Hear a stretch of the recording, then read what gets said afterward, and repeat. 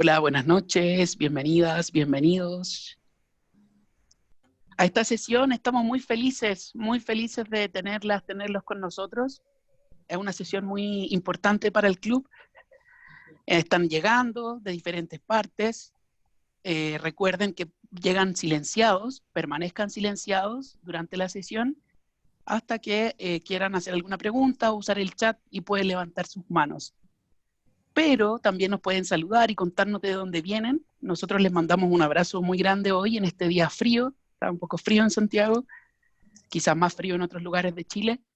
Tengan una buena noche en este tiempo que es un poco difícil, pero queremos mandarles un abrazo de todos modos, transmitiéndoles energía, calor y buena onda, porque hoy tenemos también un invitado que ustedes ya saben quién es. Ya pronto vamos a darle espacio, pero queremos saludarles. ¿Cómo están? Cuéntenos de dónde vienen, quizás sus nombres.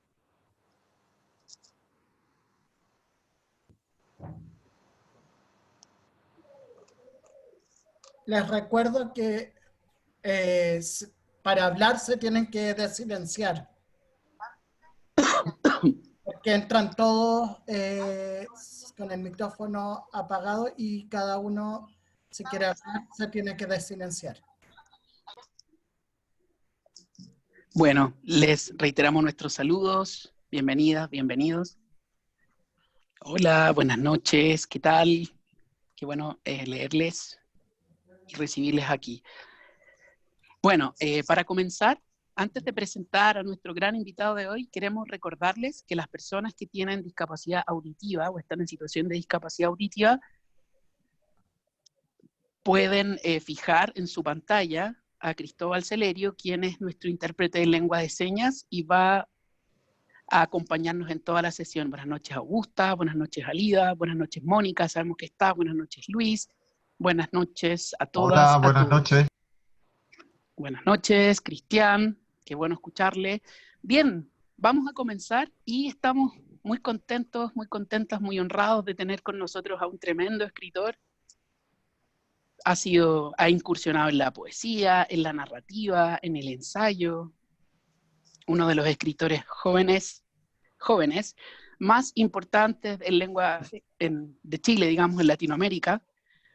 Sus novelas más conocidas son Bonsai, ¿cierto? La vida privada de los árboles, Formas de volver a casa, que es el libro que estamos leyendo.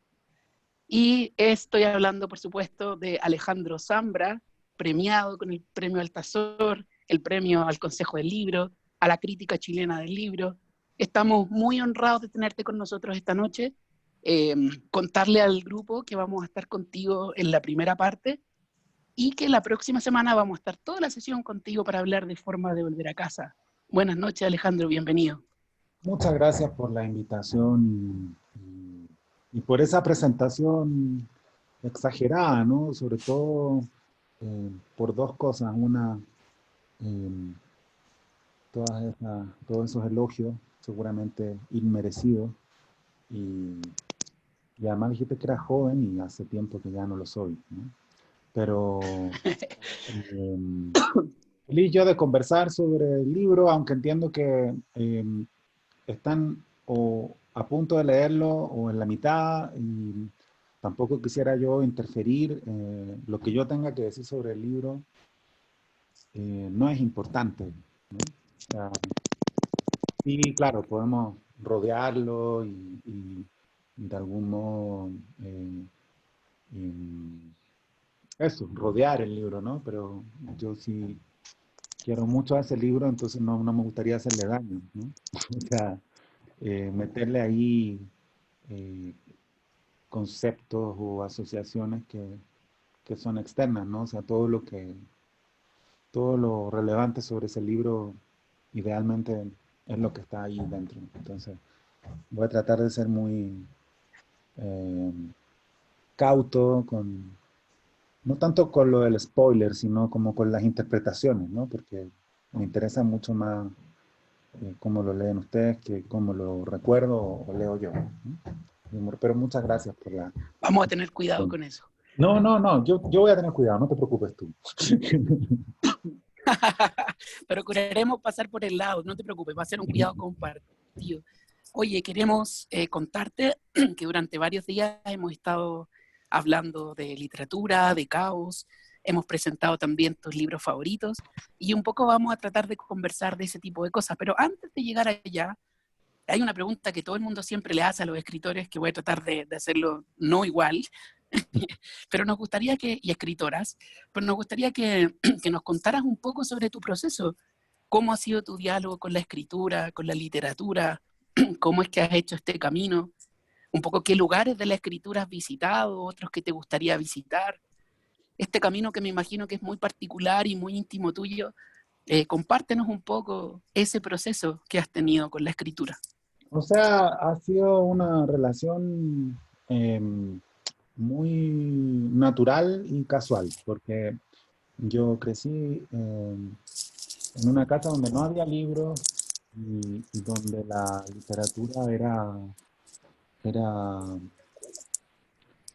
estaba ausente, o sea, no había muchos referentes literarios y sin embargo tenía una abuela materna que era muy artista, ¿no? O sea, hacía canciones, cantaba y siempre nos inculcó a sus nietos eh, el hábito de escribir.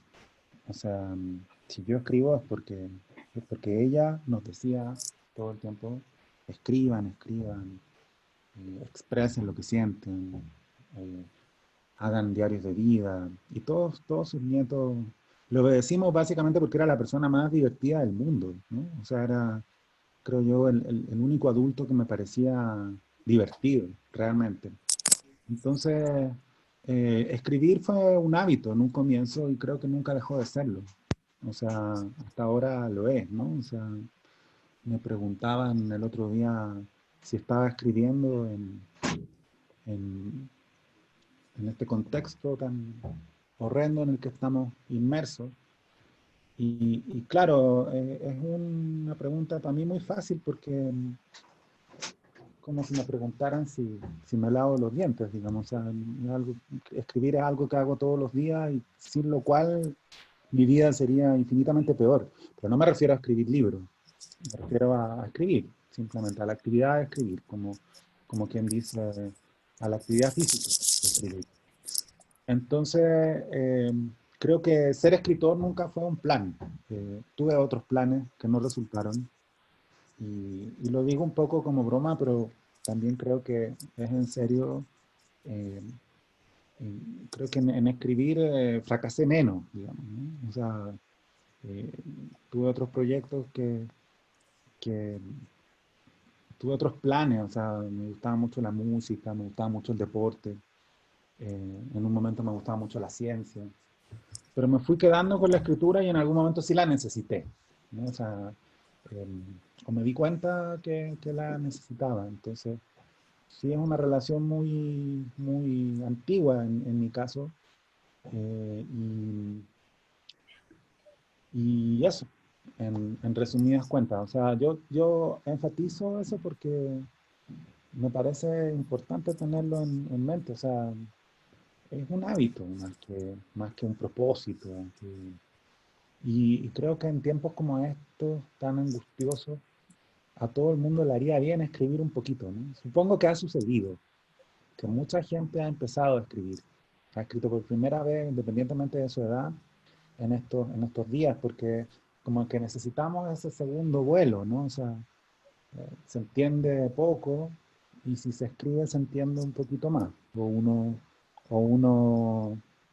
no sé, incluso deja de responsabilizar a los demás por lo que le pasa, ¿no? O sea, creo que también eso es muy importante, como escribir para entender qué es lo que uno siente o va hilvanando, eh, en vez de simplemente echarle la culpa de todo a la persona que tenemos al lado, ¿no?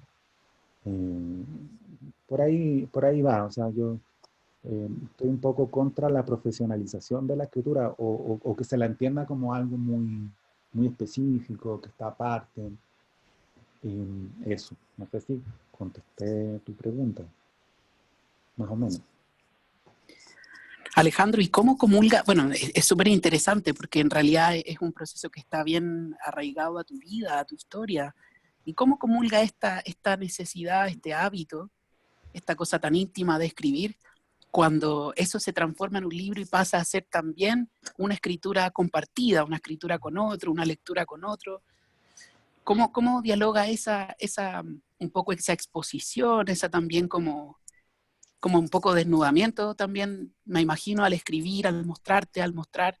¿Cómo dialoga eso con tu hábito tan privado de escribir? Nunca es natural, o sea, no sé cuánto, he publicado, no sé, 9 o 10 libros y nunca lo he sentido como algo natural. Siempre está uno muy nervioso y siente eso que tú dices, ¿no? Exposición. Pero en realidad yo hago una diferencia muy grande entre escribir y publicar, ¿no? O sea, escribir es algo que haces como hábito y, y que de pronto arroja algunos resultados públicos. Entonces, hay muchas cosas que he escrito que no he publicado y que no publicaría por muchos motivos, pero fundamentalmente porque siento que todavía son textos demasiado míos, ¿no? Eh, no en un sentido confesional, sino un poco más esotérico, es lo que digo. O sea, de pronto estoy Sí, escribiendo y digo, sí, esto ya es un libro, que en el fondo es como decir, ya, esto ya no me pertenece completamente, y sí quiero comunicarlo, porque aunque escribas para ti mismo, hay una comunicación ahí, o sea, un deseo de comunicación, incluso la comunicación con uno mismo, que a mí me parece muy importante. Sé que estas cosas habitualmente se entienden medio en clave de autoayuda, pero a mí me importan porque creo que sí hay algo terapéutico en la escritura, independientemente de que escribas sobre ti mismo o construyas la ilusión de que estás hablando sobre ti mismo o que escribas una novela ambientada en la Edad Media, ¿no? O sea, creo que en claro. el hecho mismo de escribir una consistencia que deja algo, ¿no? Que la escritura da calma a los tormentos del alma, decía Violeta Parra, y yo creo que tiene razón, o sea, que hay algo que calma, entonces no quisiera nunca perder eso, ¿me entiendes? Por el hecho de que, claro, escribo y he publicado, no quisiera yo que solo por eso perdiera lo más hermoso que es ese vínculo con lo desconocido también, porque cuando escribes de pronto vas descubriendo que hay cosas dentro tuyo que no sabías que estaban ahí, ¿no? O sea, voces, frases, palabras, ritmo. Eh, yo, perdón si suena muy naif o muy hippie lo que digo, pero en el fondo, eh, eso. A mí me parece que suena muy íntimo y de ahí mi próxima pregunta. Vamos a darle espacio pronto a la gente también que seguro te quiere preguntar. Yo sé que nos vas a dar solo una primera parte de esta sesión, pero ¿qué te pasa cuando tu obra resuena tan fuerte en los jóvenes de hoy, en los jóvenes de esta generación? ¿Qué te pasa cuando te das cuenta que una obra como Bonsai, por ejemplo, tocó tan fuerte en la fibra de los jóvenes? Porque es muy interesante lo que señala, esto de que la escritura también sana, libera.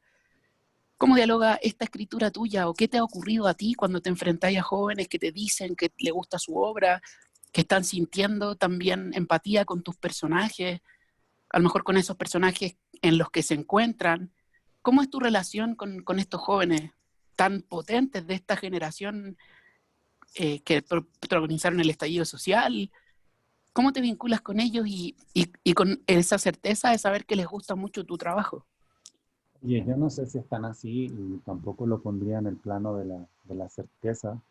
Eh, Creo que hay un deseo de comunicación que está en el origen de la escritura y luego se refuerza en la publicación. O sea, yo estudié literatura y creo que en un momento me sentí muy a gusto en un mundo en el que todo el mundo hablaba un metalenguaje Mm, súper específico y que se contentaba o se autorrefería y en el que no podía entrar nadie más, ¿no? creo que era un momento arribista en que a mí, que era un chico de Maipú, que podía acceder a eso en la universidad, eh, le parecía súper deslumbrante de pronto estar en estos diálogos intelectuales en que todo el mundo hablaba con conceptos. Y muy pronto, bueno, eso se vino abajo y me di cuenta que era alguien que había perdido la capacidad de comunicarse con las personas que más quería, ¿no? Y ese momento fue muy importante, como el aterrizaje en la escritura y el descubrimiento de que deseaba rehabilitar toda esa comunicación perdida y tratar de hablar de cosas muy complejas de la manera más simple posible, ¿no? Yo creo que ahí también nació como una idea de estilo.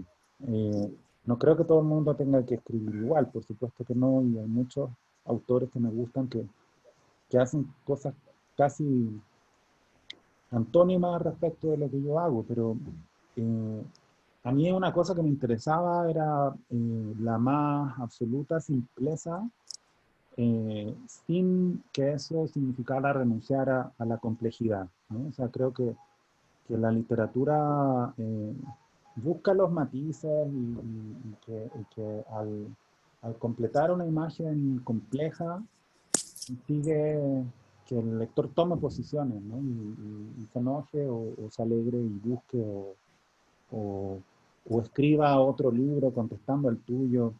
Eso es lo que me gusta y bueno, sí, cuando me encuentro con personas que, jóvenes o no, que, que han entrado en ese circuito, me siento muy satisfecho. Además que los libros duran mucho tiempo, ¿no? O sea, eso también me resulta muy satisfactorio y sorpresivo. Siempre me sorprende un poco, ¿no? O sea, que hay gente leyendo por primera vez un libro que yo escribí hace 15 años, ¿no? Y me gusta y también me gusta que se discuta, ¿no? O sea, en particular me gusta eso, me parece, porque son discusiones que sean como sean, eh, tienden a, a una exposición de sentimientos o de percepciones complejas, profundas. Creo que, que eso está muy bien, o sea, que ese debate exista, porque siento que falta, ¿no? O sea, que en general falta, o sea, que vivimos muy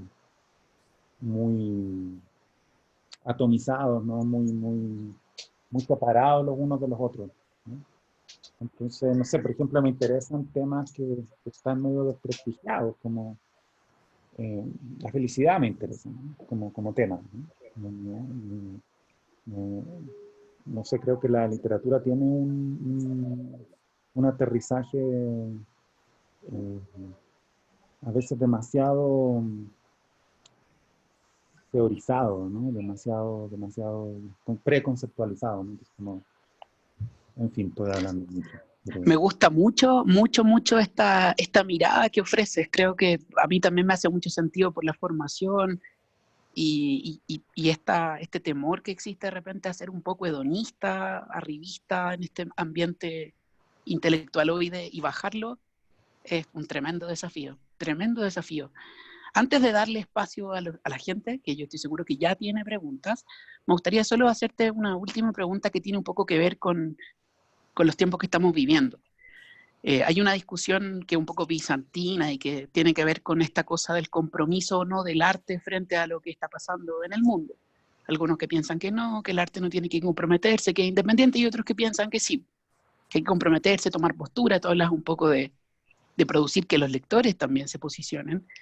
¿Y cuál es tu mirada respecto de eso? Decía un poco que la literatura podía sanar el alma, pero también hemos estado en momentos, particularmente el estallido y la pandemia, en que nos hemos enfrentado como pueblo y en que también hemos sufrido, también tenido esperanza.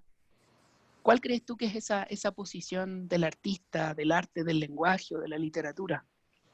Sí, yo creo que por definición el arte es comprometido. O sea, de partida se compromete a lo inútil, ¿no? Al ocio y va en contra del negocio, ¿no? O sea, el ocio es la negación del negocio, ¿no? Y creo que la reflexión intrínseca de cualquier actividad artística, no de la literaria, sino de cualquiera, tiene esas consecuencias, ¿no? O sea, independientemente de qué tan literal sea la propuesta artística, ¿no? Porque de verdad se trata de lo que se recibe, no de lo que se produce o lo que aparentemente se produce. Eh, y creo que estaría de acuerdo con que el arte debe ser comprometido, pero mi gran problema es que no creo que haya que imponerle a ninguna expresión artística un deber. Creo que eso es un error, pero todo es un error de cara a la enseñanza de la literatura. O sea, enseñar una ortodoxia siempre supone un arte muerto. Enseñar que un poema tiene que plantear con claridad algo, bueno, es al menos discutible porque si tú quieres plantear con Totalmente. claridad algo, ¿por qué necesitas escribir un poema? O sea, un poema habla de muchas cosas a la vez, simultáneamente, o al menos aspira a eso. Entonces, si tú quieres transmitir un mensaje que es completamente posible de ser transmitido por otra vía, sin la mediación del arte, no hay por qué recurrir al arte. Lo Claro. que, por otra parte, no tiene nada que ver con que los artistas tengan posiciones políticas claras, ¿no? O sea, puedes opinar y, por supuesto, tiendo a pensar que debes hacerlo en determinadas circunstancias y en cualquier circunstancia, y a la vez profundizar en esa misma opinión e incluso ponerla en duda, porque creo que eso es muy eh, relevante en la expresión artística, eh, son cosas completamente compatibles, ¿no? O sea, tiendo a pensar yo que la literatura es más un mecanismo autocrítico que crítico, ¿no? O sea que me gusta pensarlo así porque me gusta pensar que el sujeto que enuncia, el autor o como quiera llamársele, eh, debe siempre sentirse parte de lo que critica, ¿no? Y quizá por eso el contexto artístico es tan especial porque lo permite, ¿no? O sea, yo puedo hablar mal de mí en una novela. Puedo construir una, una réplica, ¿no? De lo mismo que estoy criticando, ¿no? Eso me parece muy, muy, muy relevante, porque, porque es relevante en la sociedad en general, ¿no? O sea, digo, que la expresión artística favorece eh, reflexiones no paralizadas por el que dirán, ¿no? O no paralizadas por la necesidad de plantear una posición, ¿no? Incorpora la duda, la incertidumbre, la angustia, la espera. Entonces, en tiempos como los que corren, aflora su necesidad. O sea, yo entiendo cuando dicen, por ejemplo, eh, a propósito del estallido, es momento de... No sé, a mí me preguntaron en alguna entrevista, como, ¿qué tiene que hacer un escritor en un momento como este? Y, y dije, bueno, lo que tiene que hacer siempre, ¿no? O sea, mirar Claro. y participar. O sea, ¿por qué piensas tú que tendría que hacer otra cosa? Dice, no, es que no es el momento de escribir sobre esto. Bueno, tal vez también, ¿no? O sea, cada cual lo decide. No nos pongamos dogmáticos, ¿no? O sea, es un momento muy importante, es momento de mirar y de ver, y de narrar lo que se ve también, ¿no? Y esa idea de que tiene que luego escribir una novela sobre eso. Bueno, sí, pero la literatura permite que tú hables en muchos niveles distintos. No hay la obligación de escribir una novela realista en tercera persona, como a fines del siglo XIX. La poesía puede registrar con mayor precisión, incluso que una narrativa realista, el espíritu de una época, ¿no? Entonces, creo que el problema es que se suele hablar mucho sobre género eh, y no deja de ser llamativo que se hable tanto de géneros en la literatura cuando las mismas personas que hablan de esto es poesía, esto es novela, esto es cuento, no hablarían así del género a secas, ¿no? Hombre-mujer, ¿no? O sea, la sociedad está discutiendo el género, pero la literatura parece que todavía admite clasificarlo todo y también enfatizar tanto los temas, ¿no? O sea, yo creo que siempre hablamos más o menos de lo mismo en la literatura de todos los tiempos. El tema, de algún modo, es pertenecer o no pertenecer a algo, ¿no? O sea, el yo o el nosotros.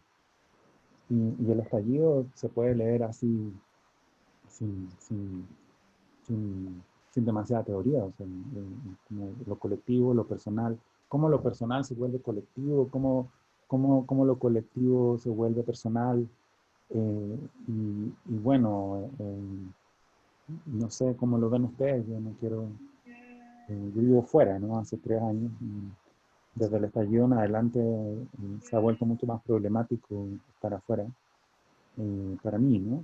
Entonces tampoco quiero pontificar sobre lo que ustedes han vivido desde un lugar más legítimo que el mío, y más urgente. Eh, pero, claro, ¿cómo se relaciona el estallido con la pandemia? Me parece a mí eh, que buena parte de los chilenos están pensando eso, cómo se relacionan estas dos cosas, masivamente, no puede sino ser bueno. O sea, no puede sino ser en un sentido esperanzador, porque, eh, no sé, por ejemplo, en la pandemia uno podría decir que la literatura habla de la espera, de la angustia, de la injusticia, habla de la distancia entre el yo y el nosotros, entre lo nacional y lo internacional, entre el barrio y la ciudad, eh, en teoría del encierro, eh, pero hoy en día todo el mundo está pensando en esos temas, entonces a mí me parece valioso eso. O sea, Ah, perdón.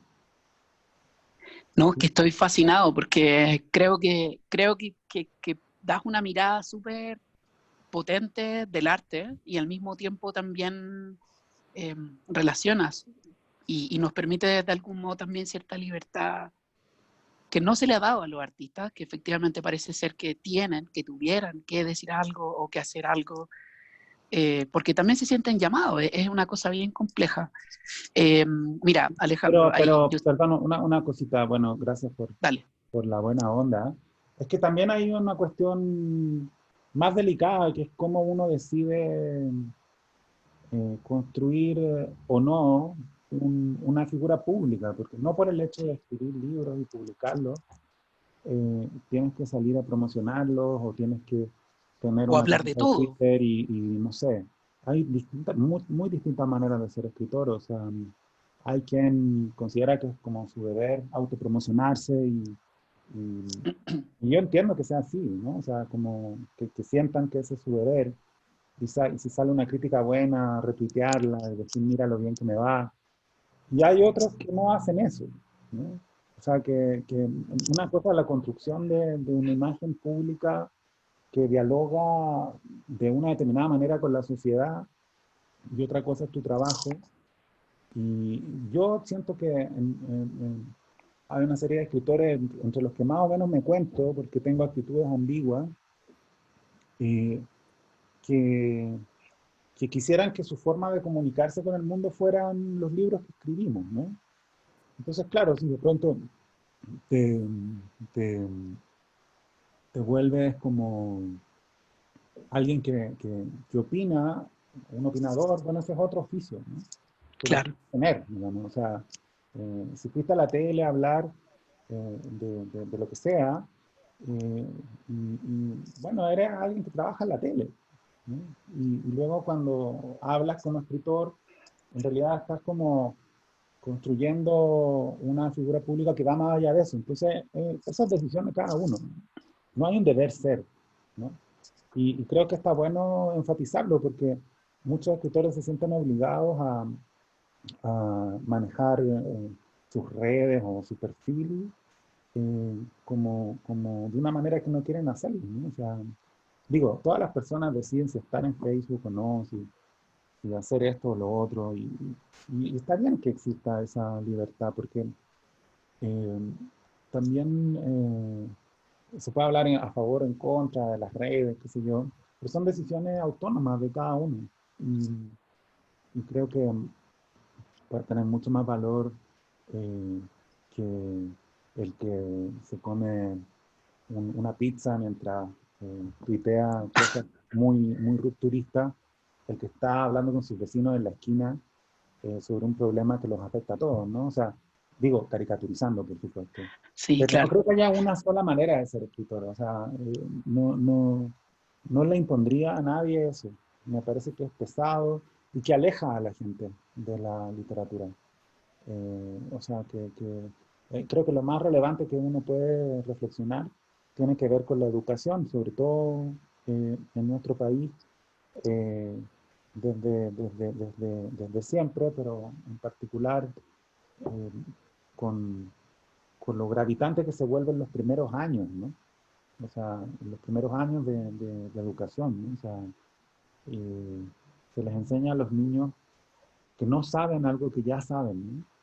Y se les convence de que no saben. O sea, los niños de 7 años saben contar chistes, ¿no? El que sabe contar un chiste ya lo sabe todo. O sea, no tiene que estudiar narratología, Me encanta, me no tiene que estudiar encanta. teoría literaria, ya sabe, es muy difícil contar un chiste, ¿no? O sea, quiero decir, lo digo en serio. O sea, Se el entiende niño cuenta un chiste, perfecto. pero el niño cuenta un chiste. Eh, sus papás no se ríen, aunque no sepa contar el chiste el niño, ¿no? Contó el chiste y eso da risa, que el niño trate de contar un chiste. Entonces, si sus papás no son estúpidos, se ríen, les da risa. Pero, salvo que le digan, no, no sé, digo estúpido como que le corrijan el chiste, ¿no? Que digan, no, como, mira, esta es la estructura del chiste, apréndela. No, uno se ríe porque el niño contó un chiste, trató de contar un chiste y no lo consiguió. Entonces, vuelve a hacerlo y por ensayo y error descubre que no está contando bien el chiste y que la risa eh, no, es no es exactamente la risa con la que se celebra un chiste. Entonces perfecciona el chiste, se da cuenta de su error, lo cambia. Y luego ya aprende a contar el chiste y se da cuenta de algo terrible y es que no puede volver a contarlo a la misma persona esperando el mismo resultado, ¿no? Entonces, bueno, inventa otro chiste o eh, busca más chistes y los cuenta, o entiende la estructura del chiste, se da cuenta que hay tipos de chistes. Eso es súper complejo. Todo ese mecanismo es súper complejo, o sea, implica un conocimiento estructural de primera línea, eh, implica voluntad de aprendizaje, perseverancia, y luego van al colegio y el profesor les dice, Sacha, tú no tienes idea de lo que es la literatura. Y sí sabe, ¿no? Ese niño sabe contar chistes y sabe que un chiste es una historia, que es ficción, y que contando esa historia bien va a conseguir risa. Y un escritor puede que no quiera conseguir risa, pero puede que su propósito sea más difuso o más complejo, que sea producir risa y también admiración o más bien duda o llanto o risa y llanto o que no sepas cómo reaccionar. Pero todo eso se podría enseñar a partir de lo que los niños ya saben, que es contar un chiste. lo mismo con la música, ¿no? O sea, ¿qué es un poema? Bueno, un poema es algo parecido a una canción, ¿no? O sea, por ejemplo, un poema es algo que yo escucho y voy a volver a escuchar, o que yo leo y voy a volver a leer. Es algo que está asociado a la repetición, tal vez por su extensión o por lo que sea, ¿no? O sea, el poema lo voy a leer más de una vez, yo lo sé. Si no me gusta, no lo voy a volver a leer. Pero si me gusta la última canción de Shakira, mi reacción no es qué buena canción esta de Shakira, no la escucho nunca más. No, al contrario, escucho la canción muchas veces, hasta que me canse de escucharla. Me fijo en la letra, me fijo en la En la percusión, música, en en la todo. música, la bailo, la dejo de bailar, se la muestro a alguien. Eso es que te guste algo, como una canción. Y si te gusta un poema, es exactamente lo mismo. Vas a volver a leerlo, se lo vas a mostrar a alguien. Te vas a fijar en detallitos que no te fijaste la primera vez. Entonces creo que se desaprovecha mucho de lo que ya sabemos cuando se nos empiezan a enseñar las cosas. Yo tuve la suerte de que tenía esta abuela que por lo demás no leía, ¿no? Yo nunca la vi con el libro en las manos, pero que le interesaba mucho todo eso. Y, perdón, estoy hablando mucho, pero solo Dale, quería dale, dejar está, claro, no, estupendo. quería Estamos dejar todos claro. aprendiendo pegados. No, pues, sí, que es que lo que pasa es que yo me siento más cómodo incluso hablando como profesor, porque eso hice muchos años, ¿no? Entonces, ahí sí que le pongo color porque me da un poco más de vergüenza hablar de mis libros. Pero Alejandro, yo creo que la reflexión que estás haciendo de la educación y la mirada de la poesía, sin ningún ánimo de tirarte flores, yo creo que es una de las reflexiones que debieran sostener y que las personas que trabajamos en educación tratamos de transferir también. A veces esta cosa de este metalenguaje y esta como construcción tendiente a aprender estructura o qué sé yo, mata el amor por la poesía o por sí, la o literatura. sea, yo tampoco creo que todo tenga que ser tan hippie, pero en el fondo Igual parte un con los poco, un conceptos. poquito. Sí, sí, sí, porque es que lo que pasa es que, mira, el problema también es que la literatura siempre habla de la vida, y la vida igual nos duele, o no nos duele, nos importa, y a veces es difícil enseñar cosas que comprometen tanto a las emociones, ¿no? Entonces, yo entiendo que se trata de disimular, porque en el fondo el concepto disimula cosas, ¿no? Sí, claro. Resalta cosas, pero en la poesía me parece muy claro, se enseña figuras literarias y la PSU las pregunta. Y Entonces, la matan, y la matan. y luego es que el tema no es tanto que maten, que lo técnico mate, porque en el fondo lo técnico, no sé, lo técnico es hermoso, si uno lo ve desde la práctica, sobre todo si uno lo ve desde la práctica, o sea, qué sé yo, en todo sentido, o sea, si uno lo compara con tocar un instrumento, hay un placer en aprenderte las notas, hay un placer en entender la estructura de una canción, eh, pero el Pero primero problema está es que, disfrutarla, ¿no? claro, es que el problema es que no se pone en el lugar de la producción, Claro. que es bien increíble eso, cómo nos enseñaron que leer y escribir eran cosas completamente distintas. Entonces hay profesores de, de poesía del siglo de oro español que no saben escribir un soneto. ¿Por qué? Porque en el fondo estamos en una sociedad que entiende que el especialista en estudiar algo, el estudioso, está muy lejos del que practica eso estudiado, ¿no? O sea, es como, eh, soy arquitecto, pero no necesito ir nunca a la construcción de la obra, ¿no? Claro. Y es bien complejo eso, creo yo. Y bueno, hay modelos educativos que tratan en abstracto, ya remediar esas barreras, pero siguen siendo muy elitistas y por supuesto siempre hay buenos profesores. Todos, eh, o sea, bueno, ojalá todos, pero en la vida de todos suele haber un profesor que significó algo, ¿no? Estamos Eh, trabajando para usted. Hay muchos profesores que mm, queremos que esto se vuelva un poco más placentero. Y está bien, un poco más hippie, está bien un poco.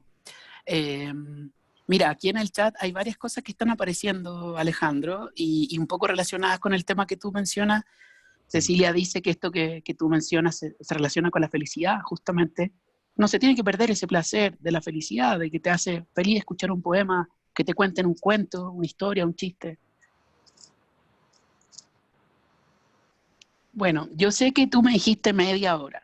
No, está Solo te bien, pido, sí. Solo que puede llegar mi hijo y ahí se acaba todo, está pero no, bien, no inmediatamente. démosle un espacio a la gente. Yo creo que te quieren preguntar y te quieren decir cosas. Yo estoy totalmente encantado de esta mirada educativa que también ha aparecido y yo sé que la gente te quiere preguntar también algunas cosas. Hay un comentario de Miguel en el chat, no sé, Diego, si lo puedes comentar. Sí, mira, Marce también dice, sí, está muy interesante y propone varias miradas para la literatura. Estoy muy de acuerdo contigo. Miguel Rojas dice, la escuela te enseña a amar la literatura, la universidad asesina ese amor. Oye, Cecilia dice que incluyamos al hijo de... perdón, pero sí que creo que justo estoy de acuerdo y en desacuerdo con Miguel, más de acuerdo que en desacuerdo, pero qué bueno sería que la escuela nos enseñara más la literatura, porque, claro, estudiar literatura también se asocia a la destrucción del, del- de ese amor, ¿no? O sea, estoy de acuerdo por eso con él, pero creo que sí falla masivamente los primeros años, ¿no? O sea, de educación. Y bueno, dicen que hasta los 3 años los seres humanos aprenden mucho más de lo que van a aprender el resto de sus vidas, ¿no? Entonces, lo que yo eh, enfatizaba es más bien el aprovechar ese primer conocimiento.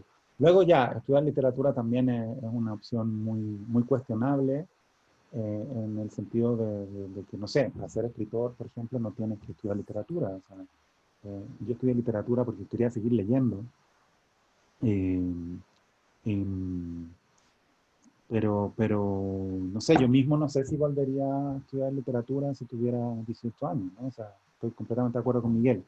Pero, claro, yo siento que falla ese primer vínculo, o sea, que se nos enseña que es algo muy ajeno, muy solemne, y creo que los escritores a veces también contribuimos a eso, como he visto que pasa mucho también eso, que te pones en un lugar muy alto y muy inaccesible, ¿no?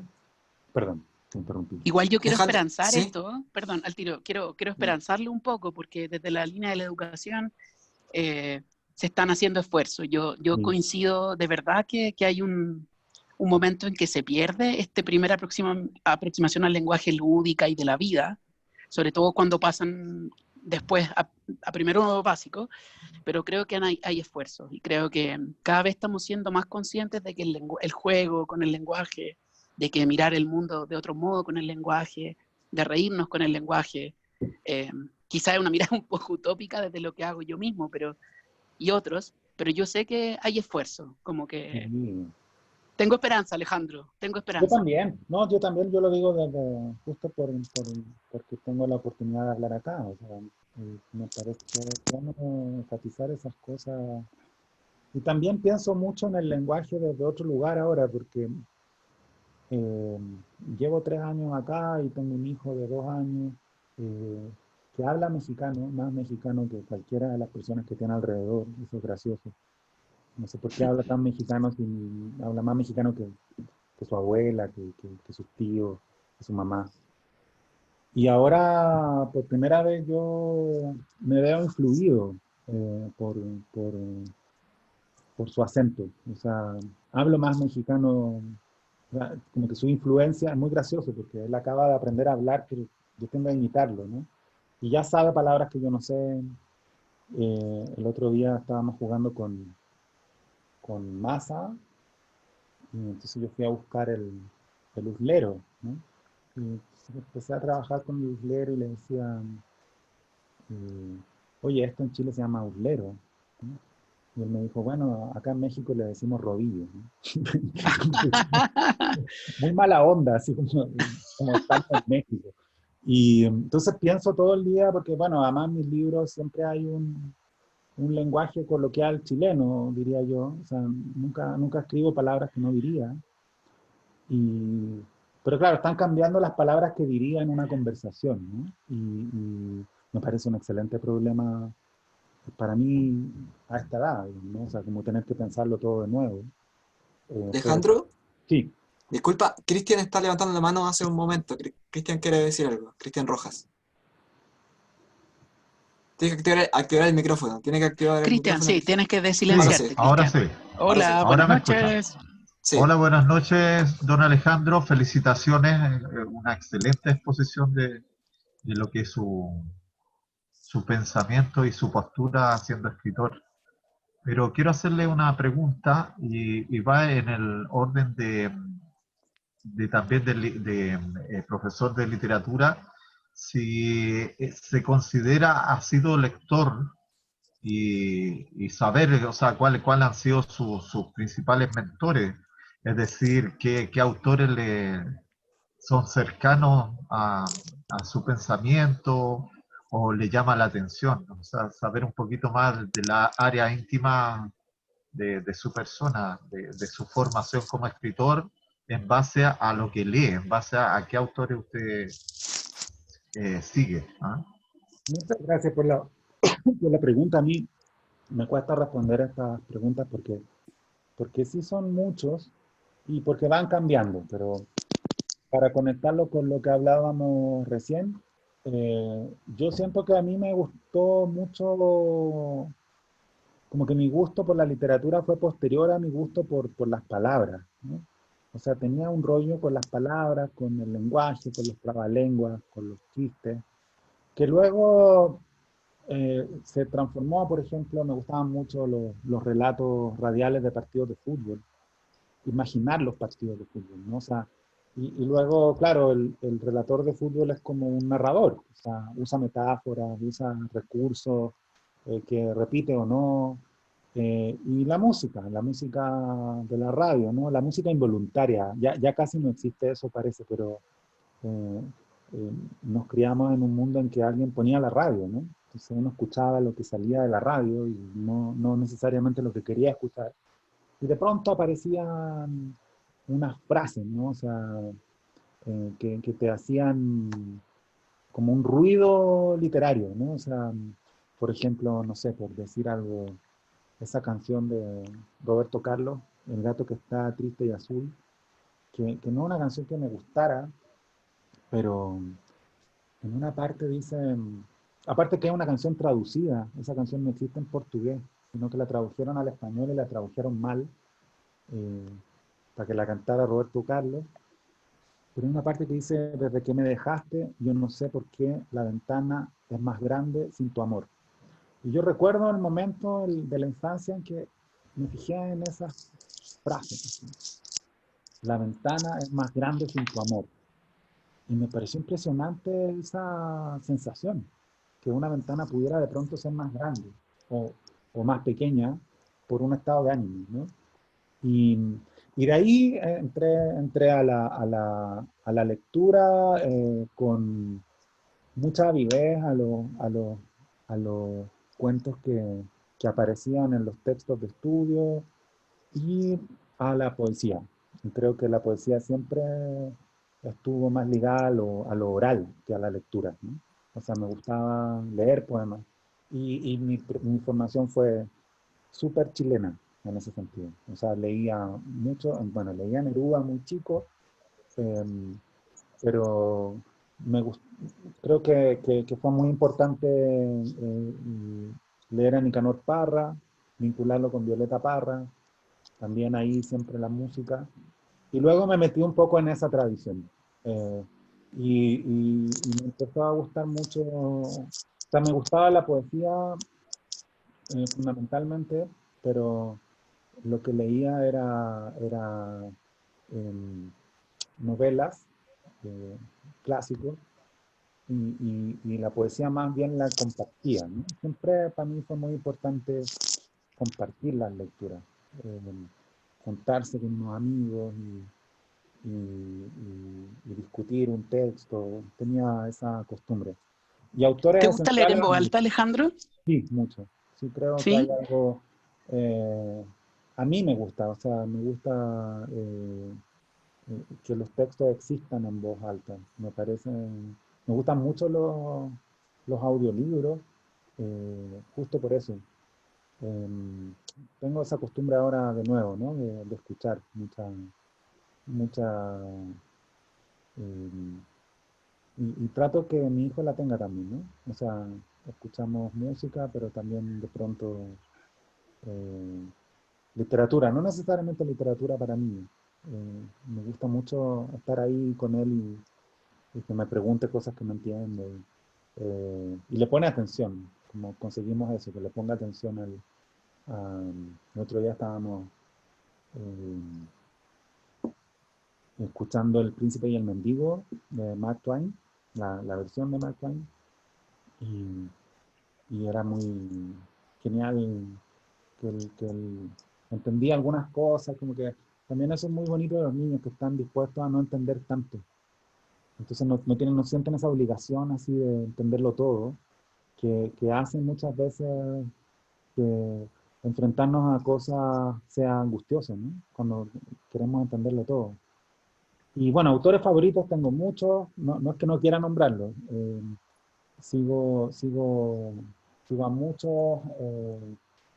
Me- me- Siempre se me olvida cuando me preguntan porque no me gustan las listas, así no me gusta así Podríamos poner de nuevo dogmático. tu carrusel. Es que Sí, pero por recuerden ejemplo, que Alejandro nos mandó sus favoritos en algún momento. ni siquiera Los me podemos acuerdo de lo volver a que poner. recomendé. Creo que recomendé Klaus y Klaus y Lucas, Lucas, que es una novela, son tres novelas tremenda. terribles, ¿no? Sí.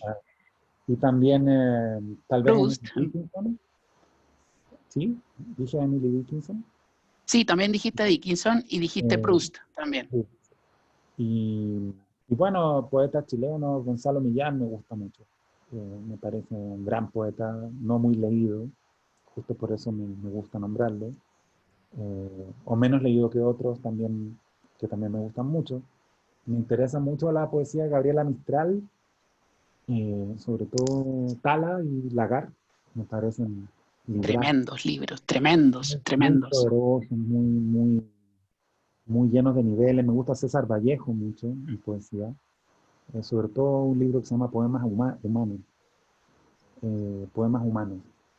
Eh, y, y claro, mucho, creo que en algún momento me gustaba mucho Kafka, y no es que me haya dejado de gustar, sino que los he dejado de leer.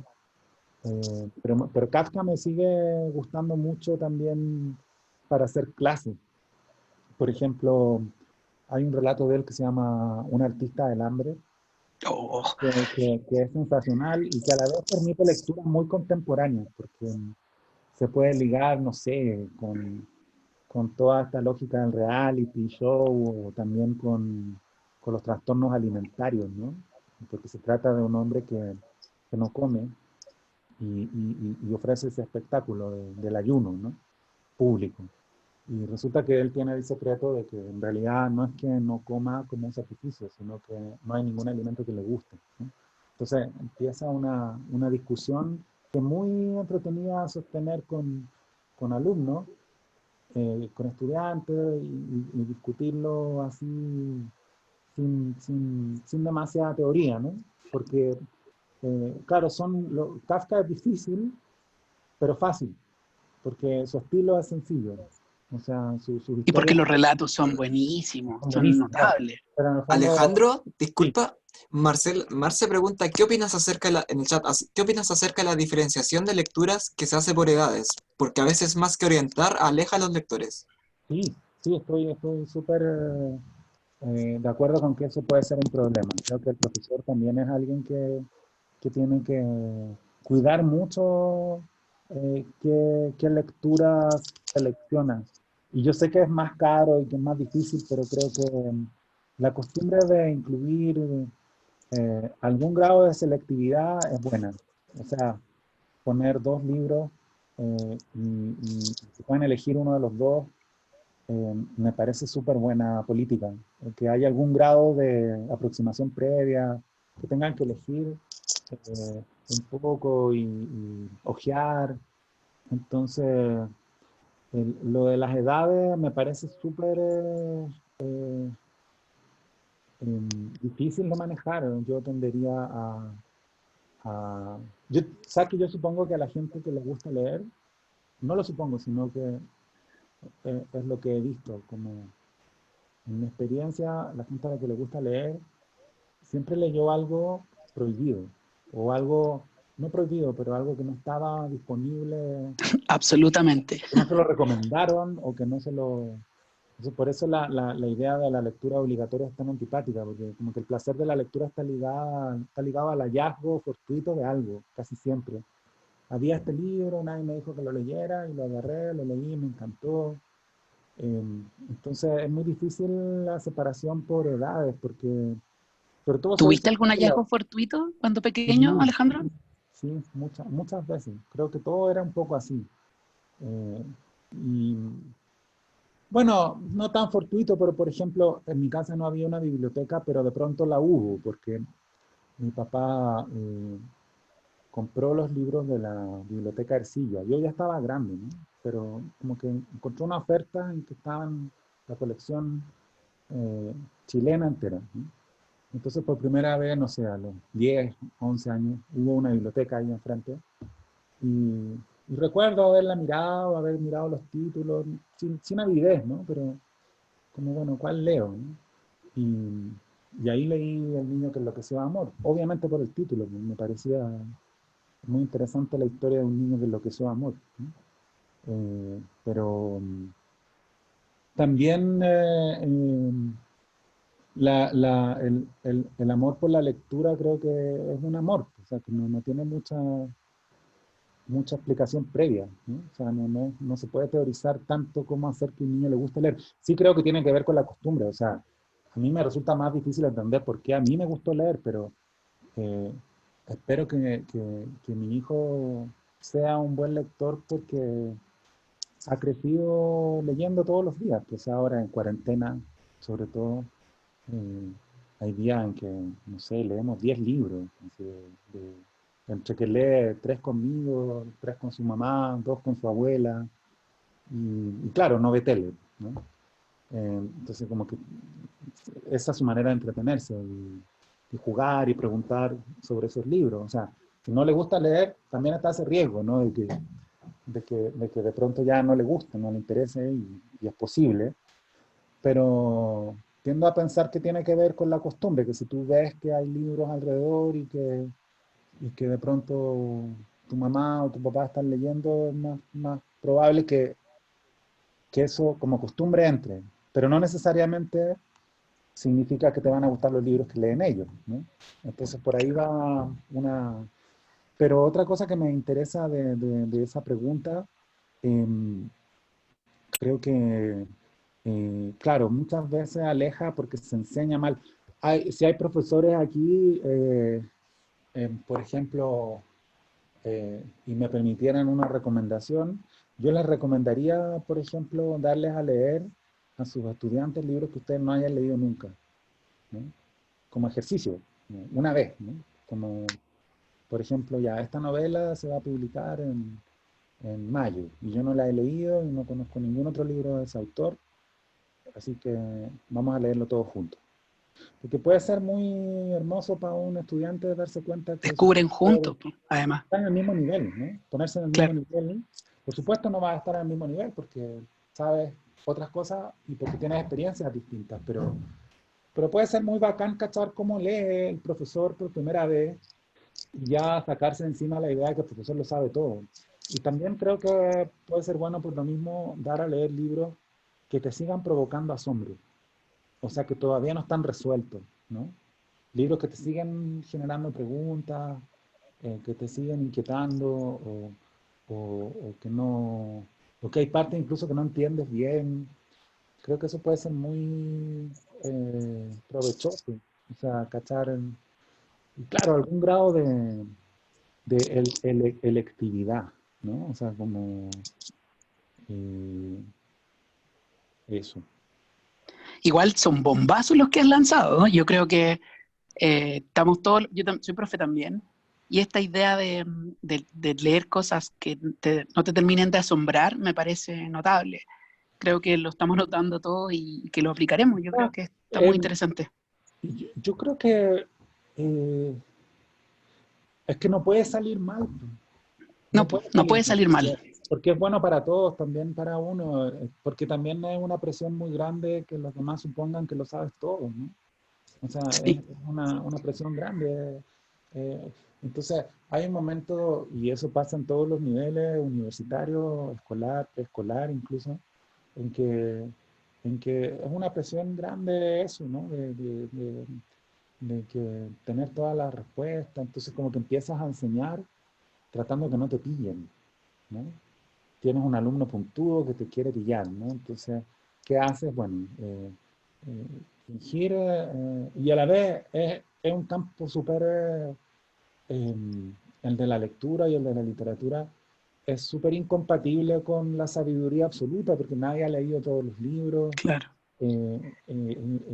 no se acaban nunca, eh, todos leemos distinto, entonces es muy difícil, creo yo. Sé que voy a prender la luz porque parece que estuviera ahí sombra y no sombra. Oye, recordamos mientras Alejandro prende la luz que nos pueden escribir por el chat, que pueden levantar su mano. Esto está muy, muy, muy Sí, interesante. hay dos comentarios Y que hay que destacar. Perdón, Guillermo. dale nomás. Cecilia dice que ella empezó a leer Las Mil y una Noche a los 8 años y lo terminó a los 30 porque se lo requisaron.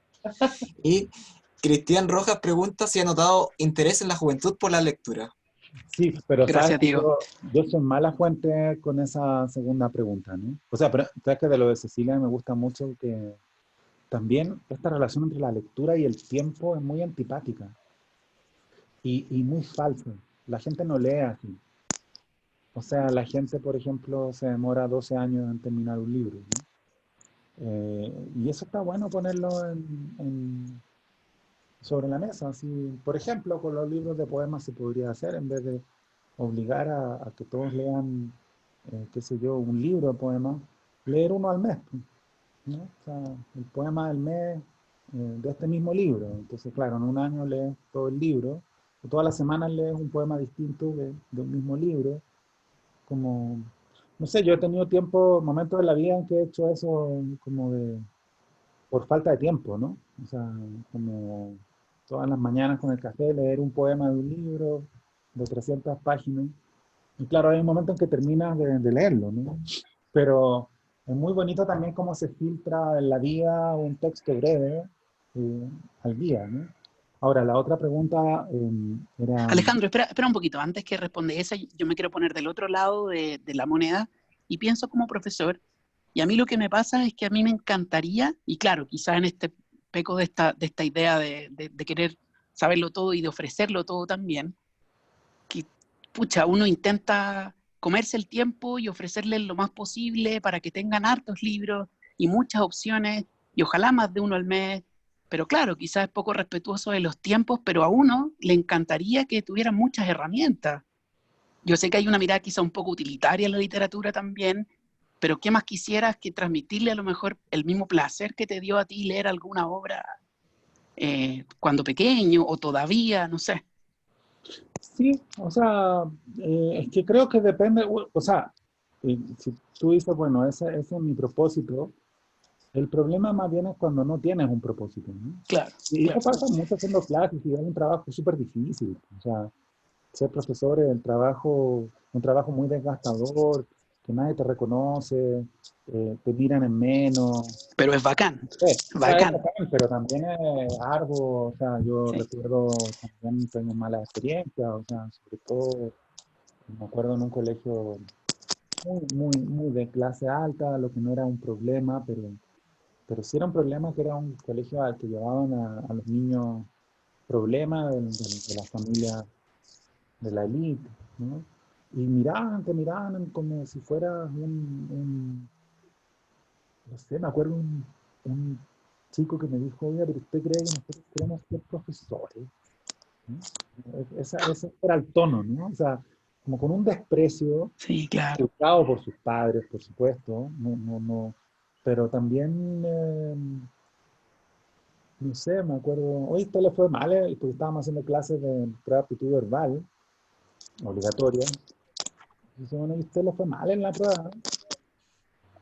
¿Por qué? No, pues el profesor. O sea, le tiene que haber ido mal en la prueba de aptitud, pues, si la está enseñando, ¿no? Ese tipo de aproximaciones que son muy difíciles de calibrar desde un lugar estable, pedagógico, Entonces sí, es un trabajo muy difícil, ¿no? O sea, entiendo yo que alguien se canse de hacer clases y a la vez todos los años hay un grupo distinto y ese grupo no responde a las mismas cosas, va cambiando, las lecturas no sirven siempre, hay que cambiarlas también, es mucho trabajo, ¿no? O sea, es muy difícil. Entonces, si tú tienes un propósito, yo creo que y una claridad respecto de cómo quieres implementar la clase, eh, eso es genial. Pero mucha gente no lo tiene. Y por eso creo yo que es bueno discutir. O sea, por ejemplo, hay profesores que pueden pensar que como preguntaba antes, o sea, como que hay que adecuarse demasiado a un rango etario, ¿no? O sea, estos son los libros que hay que leer y no se puede leer otros. De pronto vale la pena tener esa pelea con el coordinador Sí, académico, quien sea, ¿no? O sea, como que vale la pena y así uno se va a volver a encantar con algo porque te cansas de repetir lo mismo, si los repitentes no son solo los alumnos que no pasaron de curso, también los profesores son repitentes a veces, ¿no? Porque están repitiendo, de hecho, lo mismo a distintas personas. Y claro, uno se empantana, es un mundo angustiante, o sea, está muy bien aceptar esas cosas, ¿no? No hay que disimularlas, o sea, uno puede fallar, puede equivocarse. Y el problema, creo yo, es que nos obligamos a construir un lugar demasiado sólido, ¿no? Y bueno, lo que quería decir con respecto a lo que preguntaba Cristian, ¿qué visto dijo? Sí, interés en los jóvenes, esa, sí, ¿no? sí, sí, los jóvenes y la lectura. sí. Yo no soy el más indicado para responder esa pregunta porque tengo un sesgo. O sea, hice clases 12 años, vi muchos jóvenes muy interesados por la lectura, pero es mi parte del mundo. Me conecto con lectores a veces, como en este caso. Claro, si yo me quedo con mi experiencia, diría, oye, todo el mundo lee. Pero hay que ser consciente que este es un ámbito muy marginal. Sí me interesa mucho y en la novela que acabo de publicar creo que ese es un interés mucho más explícito que en otros libros míos. Me interesa mucho cachar por qué a la gente, no sé, de 20 y algo, o de 18, o de 15, le interesa la lectura. No quisiera pensar que es por los mismos motivos que a mí, ¿no? O sea, creo que hay que aceptar también eso, que la literatura va saciando distintas necesidades. Y, y por eso mismo creo que es interesante tratar de cachar lo que le gusta a los estudiantes, aunque a veces no nos guste en principio. eh, claro, nos dicen, no, mira, les gustan unas porquerías que a mí me parecen muy malas. Bueno, creo que seguramente si encuestamos al mundo le gustan unas porquerías que parecen Sí, malas, ¿no? O sea, entonces no es tan raro que a un niño de 14 años le guste algo que a nosotros nos parece muy malo, porque vivimos en un mundo en que eso es lo que gana, lo que triunfa, y entonces no es algo no es porque tiene 14 años, ¿no? Necesariamente, no. Y, pero claro, yo vivo en un mundo distorsionado desde ese punto de vista, porque estoy en contacto con mucha gente que lee y que le importa la literatura. eh, y creo que sí entienden ahí que hay un poderío, un deseo, y creo que lo que sí podría decir es que eh, me parece que cada vez es más habitual que la gente que lee es más o menos la misma que escribe, lo que no sé si me parece bien o mal, ¿no? Pero sí creo que hay menos gente que se dedica exclusivamente a leer. O sea, que el público lector es el que lee, digamos, que hace otra cosa completamente distinta, que no es profesor, que no es escritor, que no quiere serlo. Eh, y por eso me importan los clubes de lectura también, ¿no? En que alguien que no tiene la literatura como profesión, sí se acerca y habla con otro, se sale uno de esa cosa de club. Bueno, es un club. Pero sí, pero Alejandro, es verdad, de repente se vuelve un poco como gregario y la cosa Sí. sería un poco más expandida, ¿no? Diego, perdón. Guillermo, sí. Pablo dice, hola, quería preguntarle por la ciudad y su literatura. En sus textos, la casa, los objetos, la calle, el desplazamiento por la ciudad son siempre personajes.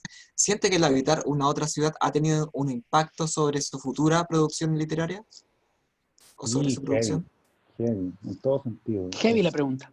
No, sí creo que tiene un impacto, sobre todo porque hay cosas, no tanto porque sea distinto y me desconcierte, sino porque muchas veces eh, conocer otro espacio te revela cosas de tu propio espacio que no sabías, ¿no?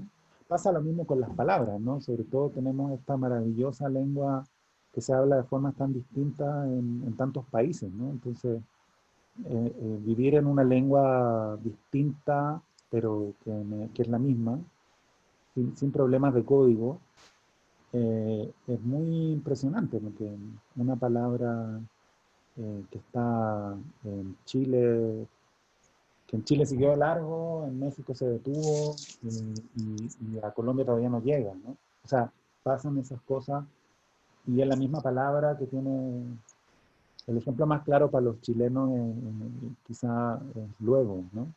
Que solo en Chile significa pronto, de inmediato, al tiro. Los chilenos vamos a Argentina o a cualquier parte y nos dicen luego y nos quedamos esperando, ¿no? Y Sí. allá significa, bueno, al otro día, ¿no? Como, o no sé, digo, por poner ejemplos no tan típicos, porque obviamente todos sabemos que hay muletilla y jerga, pero de pronto, no sé, nosotros pedimos el baño, puedo ocupar el baño, ¿no? Esa es la frase que usamos casi siempre, ¿no? Puedo ocupar el baño. Y solo cuando pides el baño en otro país y te quedan mirando raro, te das cuenta de que hay algo raro en el uso de ese verbo, ¿no? O sea, como lo que entienden en el fondo es que tú quieres entrar al baño, poner una banderita chilena y no salir nunca más, ¿no? Que vas a realizar una ocupación del baño. Te miran un poco raro, pero entienden, ¿no? Esos pequeños desplazamientos yo los tengo todo el día. Y llevo 3 años, estoy casado con una mexicana, y sin embargo no dejo de... Todos los días hay una palabra que me transforma. No sé, eso a mí me parece algo muy provechoso, o sea, me gusta. Pero claro, no necesariamente me trae hacia México, de pronto me devuelve a Chile, porque me doy cuenta, por ejemplo, de todas maneras, esa manera de responder. ¿Vas a ir a mi fiesta? De todas maneras. Eh, claro, solo en Chile significa, por supuesto, de todas maneras. Y de pronto, mi esposo una vez me dijo, Sí. ¿por qué dicen de todas maneras? ¿No? ¿Por qué los chilenos dicen de todas maneras? Bueno, ¿por qué no? Le decía, ¿no? Me costó mucho, o a ella le costó más bien mucho, que, que yo entendiera lo que me decía, ¿no? Y claro, un extranjero recibe esa respuesta y piensa, ah, hay algún problema, pero de todas maneras va a ir, ¿no? O sea, entiende que hay algún obstáculo que para nosotros no existe. Nosotros estamos tratando de ser simplemente tajantes y transmitir con mucha alegría que por supuesto vamos a ir. Entonces, ese tipo de cositas a mí me encantan. Y Alejandro, en el espacio también suceden. Sí, perdón. Miguel Rojas levantó la mano, quiere hablar. Dale. Tiene que desactivar el micrófono, Miguel. Ahí sí. Ahí sí. Sí. Hola, buenas tardes, don Alejandro. Bueno, mi pregunta va tanto para usted como para Guillermo y se relaciona con el tema que se estaba conversando anteriormente. ¿Ustedes creen que el lector nace o se hace? ¿Por qué lo pregunto? Por una situación bien personal. Yo creo que todos tenemos una historia más o menos parecida. Yo cuando tenía, no sé, 2, 3 años, 4 años, tengo el recuerdo de que a mí me gustaban mucho las historias y los libros. En el jardín me gustaban los que la profesora en ese tiempo nos contara cuentos, etcétera. Y es una afición, la literatura, que he ido perfeccionando, he ido cultivando toda mi vida. Sin embargo, ¿y por qué pregunto si es que el lector nace? Porque yo no tengo, digamos, noticia de que aquí en mi, digamos, en el ambiente en el cual yo me desenvuelvo, nadie de mi familia le ha gustado nunca la literatura, o sea, no es algo que se me haya cultivado. Y, y también creo que el lector nace y que, digamos, cuando ya tiene en su vida adulta, cuando ya tiene más edad, solo descubre que es un lector. Y esto también lo digo por un incidente muy trivial que me pasó hace poco y que también me llena mucho de esperanza. Tengo un sobrino muy chico que el otro día, bueno, estábamos jugando, estábamos, digamos, jugando a los Power Rangers. No quería trivializarlo tanto, pero estábamos jugando a los Power Rangers. Y resulta que, bueno, en determinado momento yo me cansé ya excesivamente y no podía seguir jugando a los Power Rangers y le dije, oye, sentémonos acá, mira, para descansar te voy a contar una historia de algo que me pasó cuando tenía 8 años, que es la vez que metí la mano a la jaula de un león. Historia que, por cierto, es verdad. Pero, digamos, le conté esa historia y mágicamente al día siguiente me estaba viendo otra historia y otra historia. Y así ya llevamos varias semanas contándonos historias, tanto él como yo. Entonces, creo que fortuitamente, sin quererlo, descubrí que a mi sobrino le gusta la historia y tal vez en el futuro pueda ser un buen lector. Entonces, siempre he tenido esa duda si el lector, resumiendo, nace o se hace con el tiempo y si es que se puede hacer a un lector. Mm. Sí, yo me parece muy hermosa la historia que cuentas. Y creo que las dos cosas, o sea, yo creo que para mí la literatura, tal vez como para ti, fue como una afición inesperada, porque, claro, tenía esta abuela materna que apoyaba mucho y empujaba hacia la literatura, pero ella no leía. Yo nunca la vi con un libro en las manos. Su vínculo con la literatura era oral y también tenía que ver con el placer. O sea, era juego, era diversión. Y, y claro, yo creo que desde ahí me acerqué a la literatura y no porque tuviera un contexto favorable, ¿no?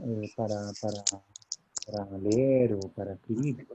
Eh, y creo que por otra parte también en las biografías de otras personas sí está ese factor. O sea, que sí eh, crecer con libros alrededor significó leer. Eh, y no creo que haya una sola respuesta. Eh, sí me parece que el vínculo con los relatos orales se miran menos, se desprecia Absolutamente. y es muy relevante. O sea, el vínculo con el habla, con la comunicación, y no hay que olvidar que eso fue la literatura eh, originalmente, o sea, que había alguien que sabía leer, y el que sabía leer le leía a los demás, ¿no? Y eso marcaba el estilo, o sea, no sé, incluso está representado en la más grande obra de la lengua española, en el Quijote. Así es como aparecen estos relatos intercalados, ¿no? O sea, llegan todos a una venta y alguien está leyendo y esa es la manera de divertirse y todos van y escuchan esa historia. Entonces, creo que, claro, yo defiendo el libro como objeto y qué sé yo, pero creo que la literatura va más allá del libro, que tiene un vínculo material muchas veces con el libro, pero no es exclusivo, ¿no? Y, y claro, también pienso para mi hijo un destino como lector, pero quién sabe qué es lo que pasa, ¿no? Hay un libro muy hermoso que se llama como una novela Tremendo libro. claro, sí, sí, sí, sí creo que lo explica bien, porque él se pregunta por qué su hijo no lee, ¿no? Su hijo adolescente. El ensayo es sobre por qué su hijo, que creció en una casa llena de libros, no lee. Y llega a una escena crucial que me parece muy, muy significativa, porque él recuerda que él y su esposa le leían siempre al niño.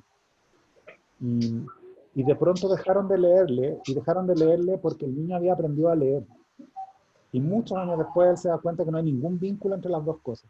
O sea, que el niño aprenda a leer no significa que haya que dejar de contar la historia, ¿no?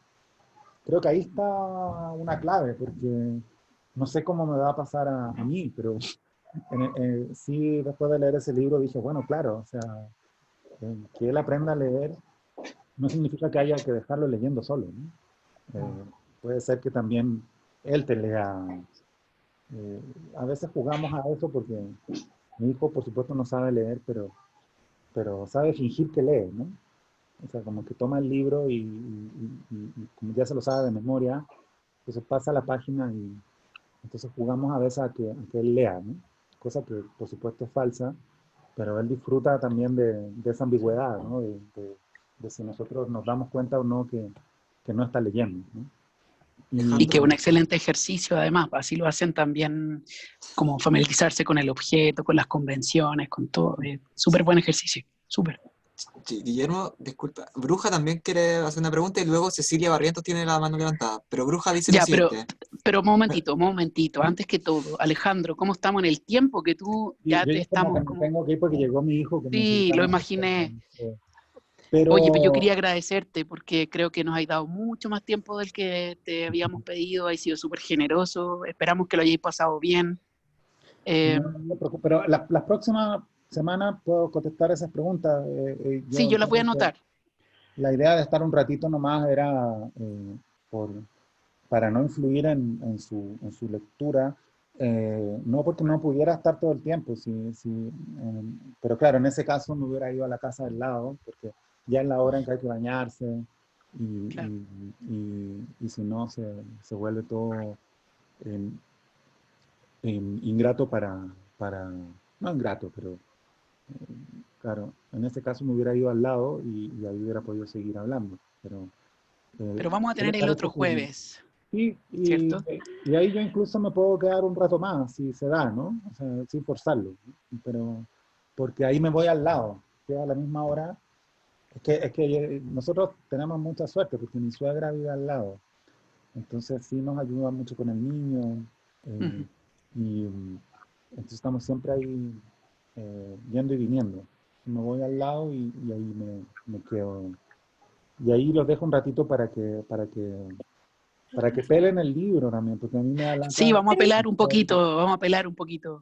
Sí, sí, esa es la idea del club. Yo creo que la presencia de los autores puede ser de pronto muy, muy eh, intimidante no sé, no sé si es tan adecuada en general, ¿no? Pero ojalá se dejen un espacio, no sé si en esta sesión o en una siguiente, para pelar, ¿no? O sea, como ya sin la presión de que esté el...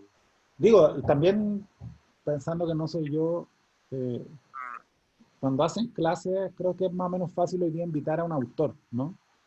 Por ejemplo, por Zoom también, ¿no? O sea, si Claro. ustedes me ubican y yo puedo, por ejemplo, van a leer un libro mío, probablemente yo puedo hablar, ¿no? Pero eso tiene gracia solo si después lo pueden pelar, ¿no? Porque es como Vamos a invitar pelar, a de alguien, verdad que vamos a pelar. por eso uno invita a gente a la casa para pelarla después, ¿no? O sea, como lo pasas bien, es divertido, pero también es bueno que de pronto se vaya y sea puta que desagradable el weón, o sea, está bien, ¿no? O sea, es parte de la vida social. Y ya que no podemos invitar a gente a la casa, yo creo que tienen que, es metodológicamente aconsejable que luego pelen tranquilamente y sin problemas de sentir eh, La sin, presión. sin resquemores, digamos, ¿no? Bueno, les mando un Gracias, abrazo. Alejandro. Vean esas dos preguntas pendientes o todas las que tengan y nos vemos el próximo jueves. Un abrazo. Muchas gracias por todo. Muchas Bien. gracias. Muchas gracias. Chao. Bueno, ha sido notable, notable. Nosotros vamos a hacerle caso, claramente, y vamos a apelar efectivamente el libro, pero dado que ya se nos está acabando el tiempo, les quiero proponer lo siguiente. Bueno, primero gracias a todas y a todos por las preguntas, por los comentarios. La verdad es que yo quedé muy contento y creo que ustedes también, por lo que he leído, les agradezco por la participación que hemos tenido con él. ¿Cuál es la propuesta? La propuesta es que nos escriban las preguntas o los comentarios o lo que quieran de formas de volver a casa, porque ese es el libro que vamos a leer. Por cierto, hay copias, entonces bájenlo, descárguenlo de la BPD. Formas de volver a casa, el libro que estamos leyendo, y el próximo jueves vamos a hablar del libro. Vamos a hablar del libro y la idea es que probablemente algunos ya lo leyeron o probablemente les van a pasar cosas durante la semana que lo lean, y la idea es que nos escriban. Ya les vamos a dejar anotado aquí en el chat el correo del club de lectura por si nos quieren escribir y con sus preguntas, para que la próxima semana hablemos del libro, nos demos un ratito primero nosotros, unos primeros 20 minutos, y luego Alejandro vuelve y conversamos de él con el libro para que nos preparemos también nosotros y le podamos hacer todas las preguntas y comentarios que queramos. Entonces, de nuevo, escríbanos con sus preguntas, con sus comentarios, con sus temas. Chicos, por favor, si pueden poner en el chat el correo del club. ¿Pueden repetir para el que mail, por favor? lo vamos a escribir aquí en el chat, lo vamos a escribir y se los decimos también. Salvador, Diego, si lo pueden poner en el chat, ahí está. Es club de lectura ppd@gmail.com, ¿verdad, Guillermo? Sí, club de lectura, sí, exactamente, ese es club de lectura. Podría publicar. Sí. Ya, y aquí lo están escribiendo en el chat y ustedes ponen: hola, soy Juanito Pérez y tengo esta pregunta, ¿ya? Y así también nos vamos a permitir conocernos un poco más también, porque hasta el momento hemos sido un poco distantes y así nos vamos conociendo y nos preparamos para que el próximo jueves tengamos muchas preguntas para nuestro querido escritor y nos preparemos y tengamos una conversación profunda respecto del libro. Quiero agradecerles de nuevo, estamos ya sobre la hora, y dejarlas muy invitadas para el próximo jueves. Vamos a activar los micrófonos por si quieren decir algo, comentar, preguntar.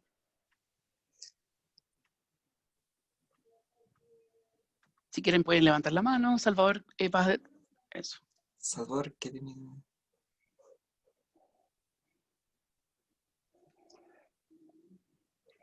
Si quieren decir algo, se pueden silenciar. Yo, por mi parte, quiero nuevamente agradecerles y dejarlas invitados. Es el mismo link que usaron para esta sesión. Inviten a sus amigos, a sus amigas, a sus pololas, a sus pololos, a su familia. Agrandemos este club, porque esa es la idea. Gracias, Pili. Nosotros estamos contentos de que estén aquí también siempre. Nos encanta, lo estamos pasando increíble. Se vienen más libros. Y eso. Un abrazo enorme en este tiempo complejo. Escríbanos, no dejen de escribirnos, usen las redes sociales. Nosotros estamos siempre atentos y dispuestos a contestar.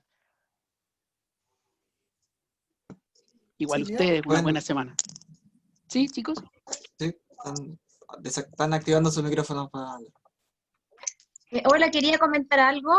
Hola, ¿cómo está? Primera vez que me conecto y quería comentar una anécdota muy curiosa. Me metí a la biblioteca porque estaba buscando el libro Formas de volver a casa, quería saber si estaba, y casualmente veo que estaba este conversatorio. Y entré porque eso estaba es sincronía buscando universal. Exactamente, entonces de verdad estoy muy contenta y quería contar esta anécdota, y ahora me voy a meter al club porque de verdad me encantó. Qué bueno, nos alegramos mucho, va a ser muy bienvenida, muy, muy bienvenida. Gracias. Súper. Recuerden que el enlace al club es este mismo, el que está en redes sociales, va a ser el mismo para todas las sesiones, así que no se cambia. Ay, qué bueno. Para que Durante la semana, sí, durante la semana vamos a estar también publicando contenido. Creo que Alejandro dio unas tremendas frases que vamos a ir poniendo también. Vamos también a poner los libros que él recomendó, ir diciéndoles también, porque me parece que hay varios interesantes. Y también es muy importante que nos escriban todo lo que quieran, sus preguntas, sus comentarios. Mantengámonos en contacto con las redes, con el mail, y ya a partir de la próxima semana abriremos un WhatsApp del club, ¿ya? Un abrazo enorme, enorme a todas, a todos. Chao, que estén bien. Chao. Chao. Chao. Chao. Gracias por venir. Chao. Felicitaciones.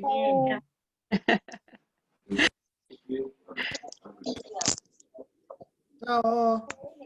Chao, y nos vemos hasta la próxima semana. Chao. Hasta la próxima semana. Chao, hasta la próxima semana. Cecilia, esperamos tu... Su intervención. Sí, de Cecilia, para la próxima semana. Su intervención, la que... No, para nada, ni un tema así, no. Se la debemos, Cecilia, se la debemos. Muchas gracias por la Nada. oportunidad, que es riquísimo. Muchas gracias. Nos Gracias a vemos. ti por Chao. venir. Nos vemos, que Chao. estés muy bien. Chao. Consuelo Gracias. pregunta ¿dónde van a poner dónde va a poner la publicación de los libros? En redes sociales de BP Digital. Nos puede seguir en Twitter, es @bpdigital_cl. Y en Facebook aparecemos como BP Digital y en Instagram bpdigital.cl. No sé si ahí está respondido, si está todavía Consuelo. Igual vamos a estar en constantes publicaciones, Diego, ¿verdad? Durante la Sí. semana ponemos cosas y ahí también nos pueden seguir. Sí. Compartimos en la semana, casi todos los días, prácticamente todos los días compartimos cosas del Club de Lectura en nuestras redes sociales. Así que estamos comunicando.